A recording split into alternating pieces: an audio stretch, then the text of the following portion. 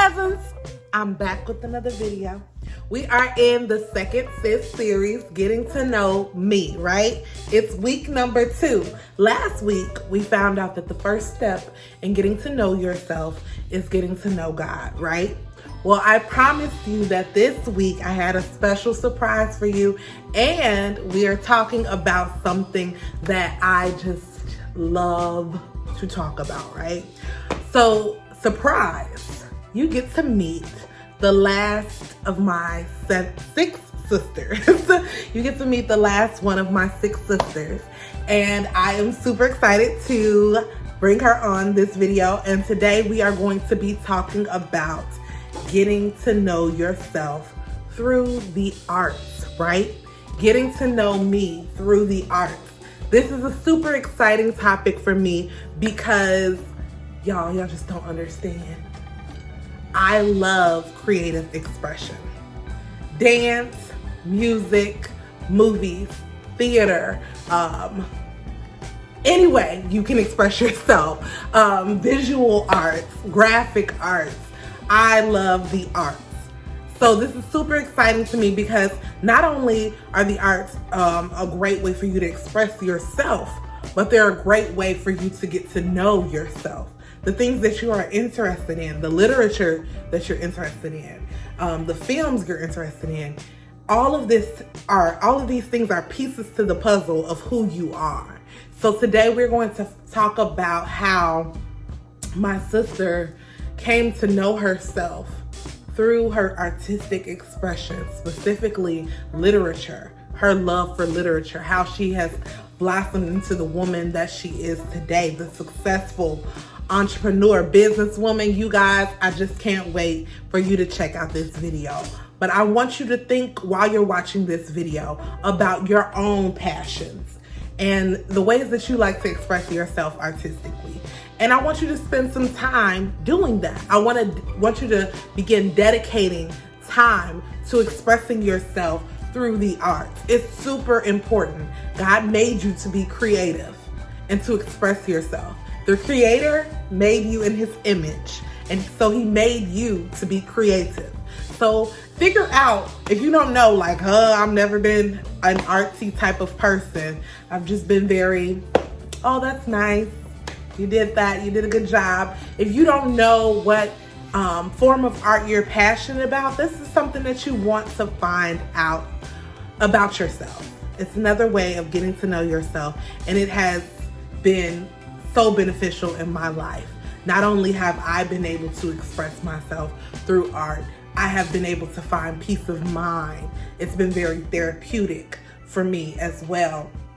Just different art forms in general. So go ahead, check out this video. We are talking about getting to know yourself through the arts.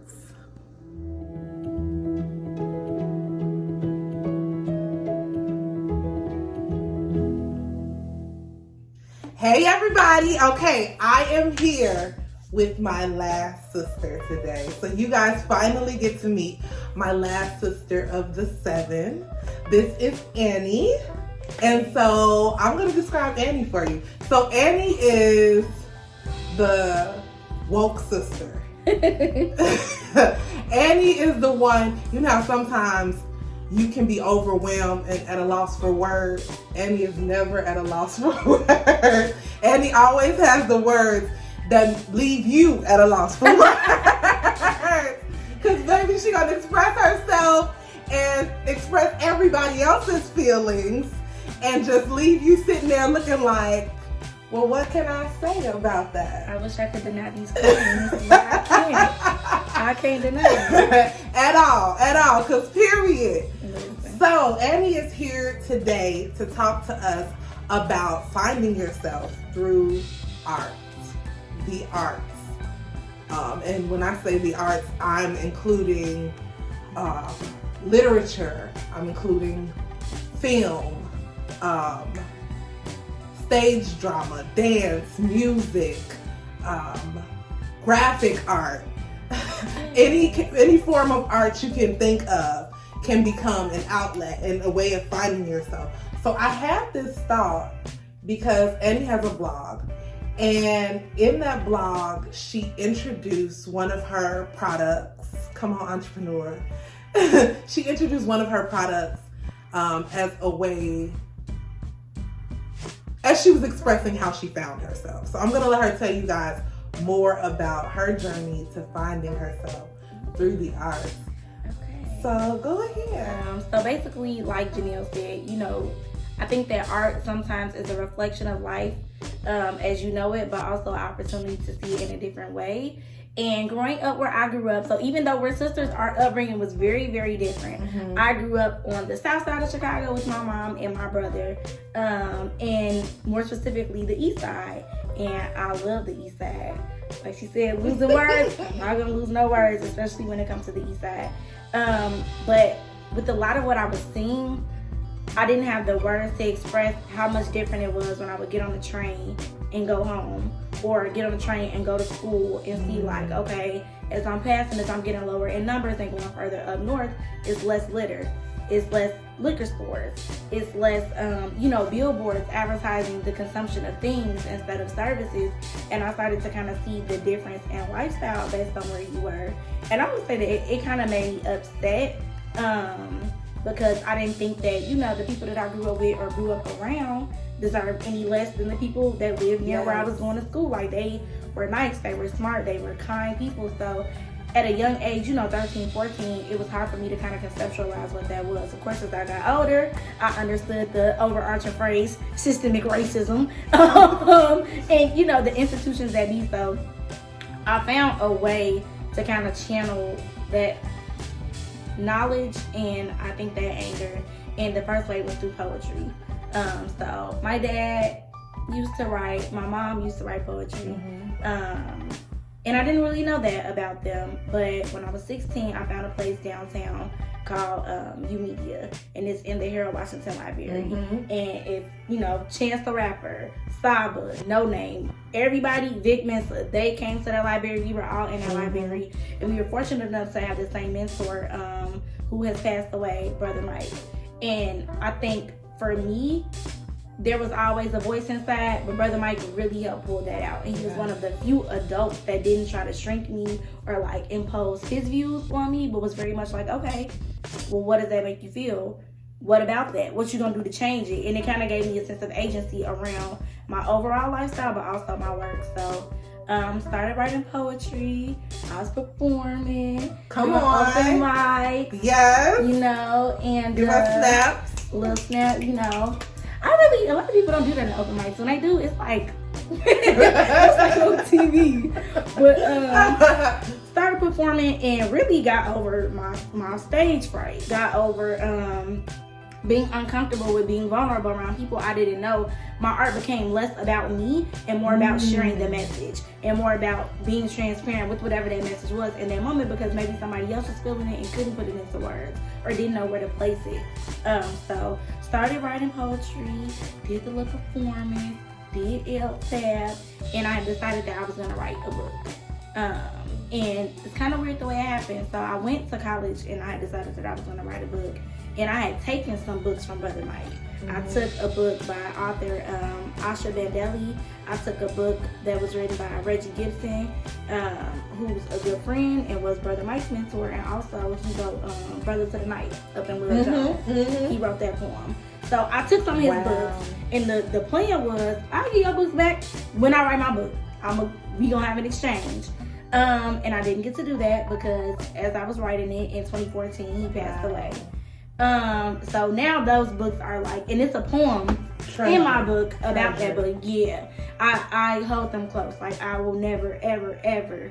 Like, if my house was setting on fire, I'm grabbing my cat the book. And I'm grabbing the book. Because look, not the cat. No, I'm grabbing my baby. I gotta get honest, but I'm grabbing the books immediately after.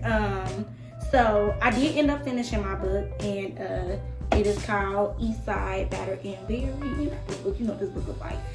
But it really was just a collection of poems and a parable of love, because even though there is like a lot of crime, a lot of destruction, a lot of pain on the east side, I think it gave me a lot of lessons about love. about loving myself, about how to be in love. Wow. And, you know, seeing really what happens when love is taken from a place. And I think that's what we see in a lot of neighborhoods that are destitute and, you know, going through it and impoverished. It's a lack of love from, you know, the powers that be, from ourselves. So, yeah. I love it. I love it. And it's so funny because even when you were talking about the difference that you saw just riding the red line, like, look, I feel like we were having that same experience because I would be riding like, this is crazy. Even the thoroughness of the announcements. Okay. As you go Yes. head north, it changes. Yes. I can remember riding from DePaul to 87, and it was a whole different world. It was just a whole different world. And the Metro on top of that, like the Metro, that's when I do, because my mom wanted me to start taking the Metro. And I mean, granted, you know, it's a different railing system, but like the mannerisms that the conductors have, the quality of the seating, like the price of the tickets. It's the same conductors though. Yeah, same conductors. One. They just switch it up it's on different, you. Yeah. So it was really frustrating, but it also really put some things in motion for me in terms of what I wanted to change. And kind of, you know, what I feel like my passion was. So poetry really helped me, and it's continuing to help me unlock new layers of myself and get a deeper understanding for people and a different understanding about, you know, the world as we know it and how it's constantly changing. So yeah, it's definitely helped along the way, and I can't escape it, which is how we got to, y'all already seen this, the palette that we used in the makeup tutorial video. Yes. So where to start with storytellers? So I love being a woman. I love being black. I love black women. Just straight off the bat. And of course, in writing poetry, right? In order to me to become a good writer, you need to be a great reader and a studier of those who came before you. And I'm particularly impressed and just always taken aback by the way, I think everybody has the capability to be a good writer, but the way that black people in particular construct stories and narratives, and like, you know, this is a language that isn't even supposed to be ours, and yet we're taking it and, like, you know, telling our stories in a way that no one else could. And I think that is even an act of revolution, like telling your story, because so often our stories are erased or minimized, or the narrative is changed or it's taken out of history books. So I've always studied, you know, several writers, but women writers: Audre Lorde, Nikki Giovanni, Maya Angelou, Patricia Smith, June Jordan, Zora Neale Hurston. Like, love them. And I was thinking, you know, one day long ago, I was like, you know, I see a lot of smart women being praised for their intellect. And I see a lot of smart women who are also beautiful being praised for their outer appearance. But I seldom see the world celebrating women who sit at the intersection of being both conventionally beautiful and really, really proud of how smart they are, and really, really cemented in their intellect. And I was like, you should change it. So I decided to put together 3 books that I felt like helped me along my way traveling through womanhood and evolving, and turn them into eyeshadow palettes. So the 3 books are in chronological order: Bluest Eye by Toni Morrison, Bell Hooks' Talking Back, and Mickey Kendall's Hood Feminism. And these women, the power that they have, the power that they have, it's like the power. Listen, I read Bluest Eye when I was 16 in high school. And again, it's like you be knowing stuff is happening, but you don't have the words to put it together. Toni Morrison put it together. They gave it to you. Yeah. I didn't understand, you know, what Eurocentric beauty standards were or the impact that they can have on the psyche of people, but she put it together for me. So that was the first one, and the palette equivalent is The Truest Eye. The second one, Talking Back, Bell Hooks. You know, I like to talk. You know, I always got something to say, and she ain't nothing to play with. Bell Hooks is nothing to play with. So I found that book in college in the Black Student Union's building, It was just sitting on the bookshelf, and I was like, I've never heard of this book. And the reason why is because they took it out of print for several years. So one of the palettes is based on that, and then the last one, Hood Feminism by Mickey Kendall. I think I read that book maybe 3 years ago. And then yeah, I based Chicago Mickey off of that. So I don't know, maybe I should show it. So yes, this is the book, Hood Feminism Read by it. Mickey Kendall. What's that be on YouTube? It don't count as well. And then I guess I'll get a little closer so you can see like how I the can palette. put them in the thing. Oh, too. okay, cool. So how the palette kind of like, you know, reflects the Mimics it. artwork. It's just so intentional, you guys. We do gotta show this. Yeah, I have to think we show this should. side Okay. by side. It's so Because- intentional. And I did that cover art. You know, Janelle was talking about all the different ways. Cause boom. Listen, let me tell you something about Canva. Let me tell you something about Canva Pro. It will take you there. It will take Come on, you make there. you feel like you went to school for Like this. I spent so much time with this, and I mean, like I could have got a graphic designer, even for my site, even for my stores. But for me, it was just like, this is a really, really personal thing, and it feels more so like a personal project that just so happens to have a product than me selling something. So I was just like, I want my hands in all of it. And it's a piece of you. And I'm very vulnerable about it. Even with my book, like I have performed spoken word, but that's based on if the audience is listening, if they remember, if they paying attention. When you give somebody your words in text, they have that with them forever. They can dissect it, they can pick it apart, and there are some stories in here that are really personal to, you know, my upbringing, things I've experienced. So yeah, I think that art requires you to be vulnerable, but like I said, once you create it, you put it in the world, it's not for you. It's not, you don't own it. It's to be shared. So yeah, these are both really personal to me, and on top of being personal, you know, y'all seen it already, but you know, They bomb, baby. Okay? They are bomb. You don't gotta like literature. You ain't gotta like black people. You can don't just gotta like nothing. makeup. You can just like eyeshadow, and you're gonna be just fine. So yeah, that's why the palettes are called the Storyteller's Eye Art Collection, because eyes are kind of like, you know, key to the soul. But also when you're doing your makeup, that's where you can get the most creative. Exactly. You can do so many eyelids. You can literally You can't do too tell many a story. colors with your foundation. You can't. You gotta You look highlight.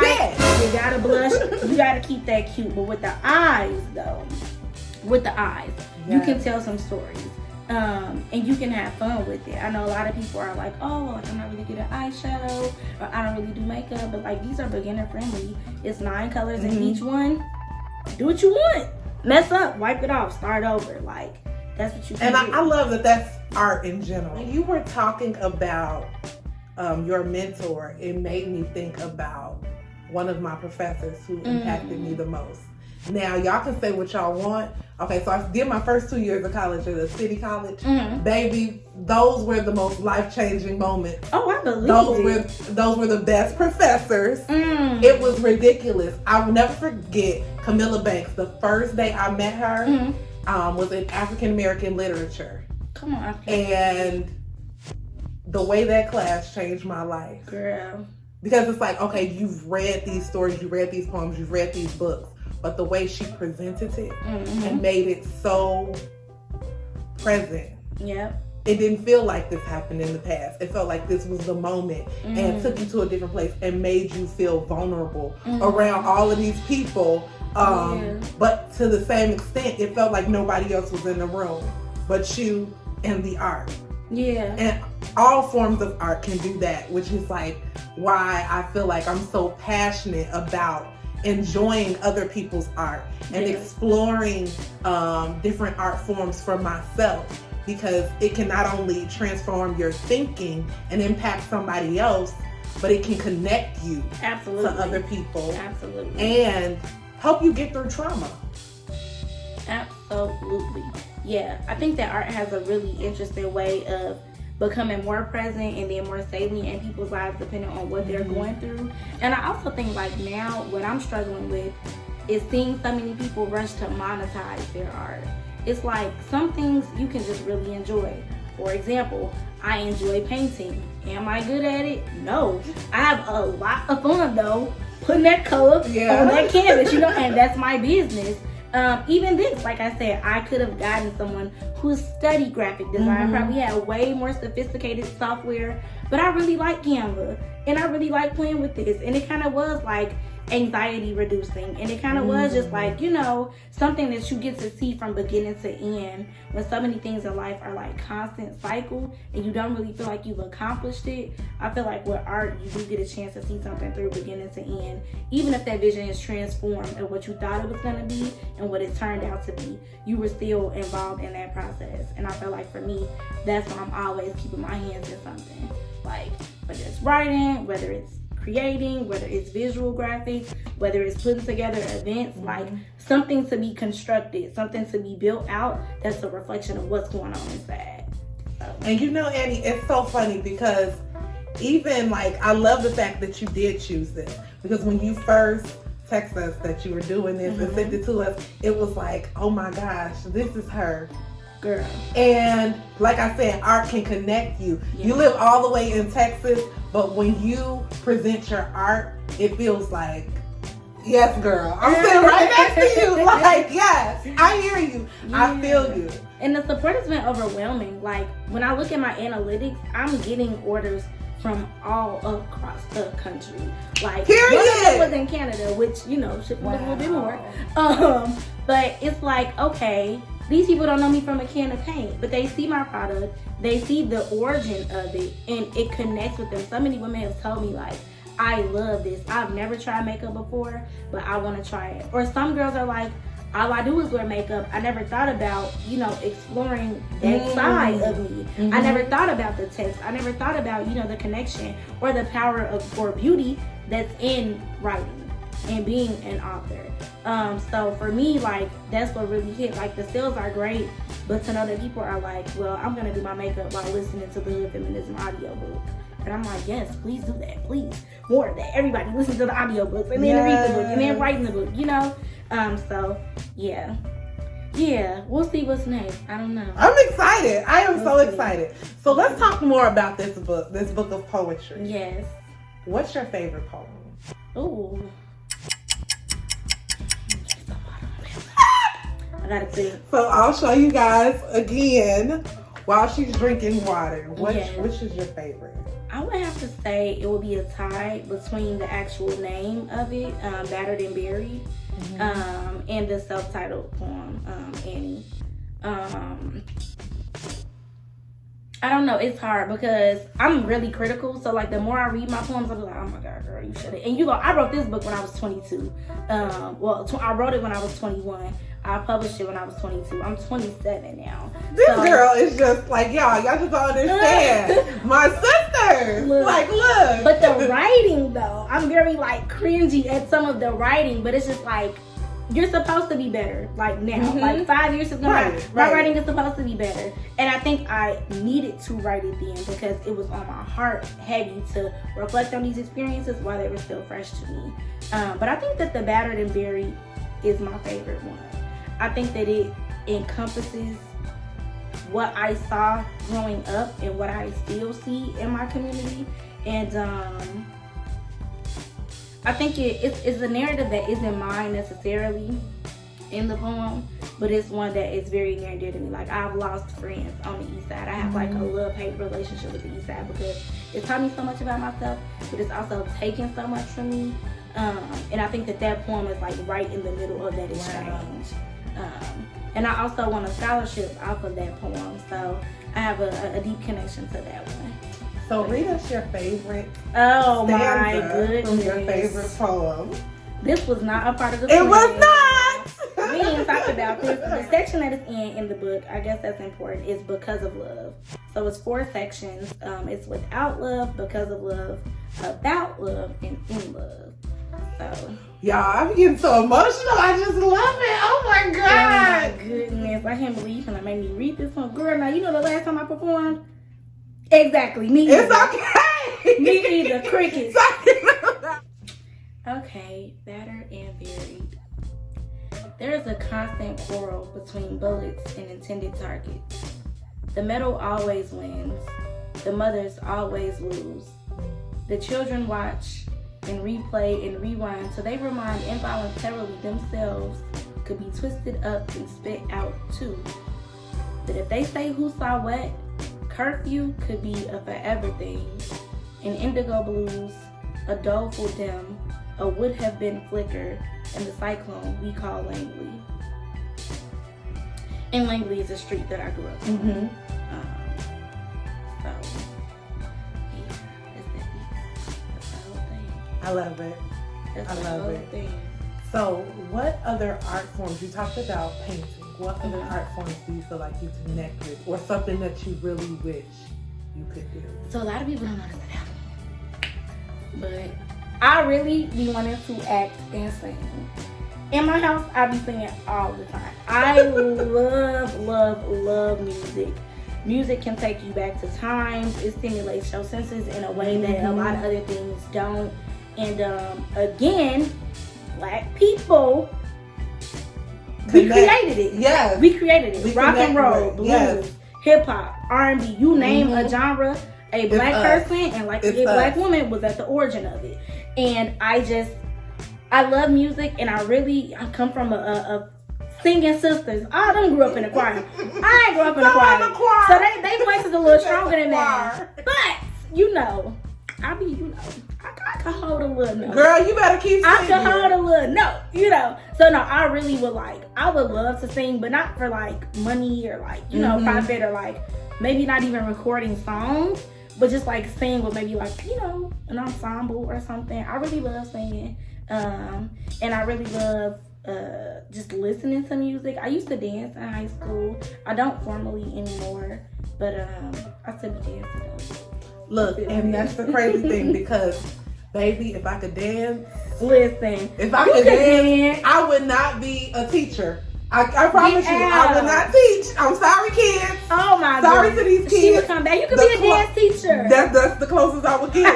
Because baby, if I could dance, they won't even let me be on dance ministry at church. No. I said I'm starting the B squad. Oh my goodness, not the B squad. Not the ones who have to make their own uniforms. Oh baby. Oh baby. Like our sister. Exactly. That's exactly what I thought of. Look, I would dance, and specifically lyrical and jazz. Okay. But you can still do that though. I'm about to get some lessons. I've always wanted to do ballet, and I've always, on another note for music, I've always wanted to play violin. I wanted to learn to play the violin too when I was younger. I think I'm gonna have to make that happen. I think either violin or like a horn. Like I really love like John Coltrane, or like Nina Simone. Like I think I would probably play one of these days, pick up an instrument.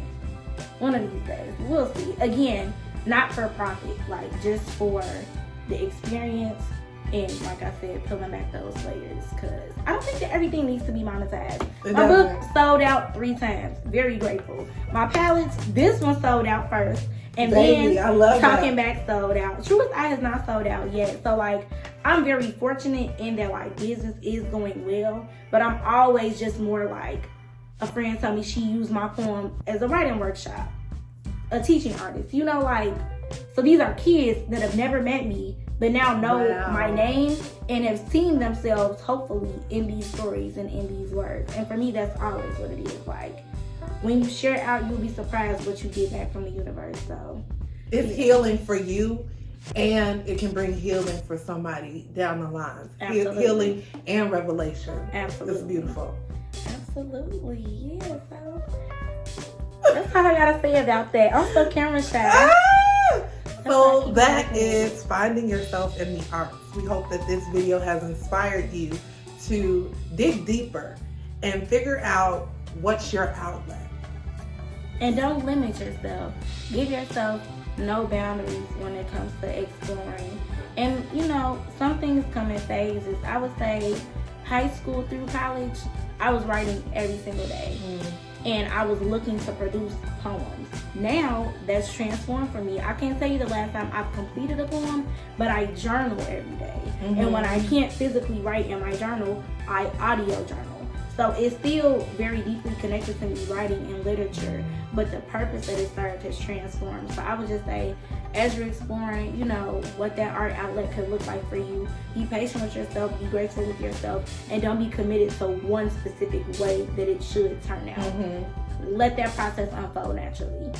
I think that's some advice I would give you. Oh my God, I just love it. Oh, this is gonna be my favorite video. It is. I hope y'all heard that. It's the winter bond for me. It's the January, February, you know. It's the fact that we the youngest, you know. Those things matter. Those things definitely matter.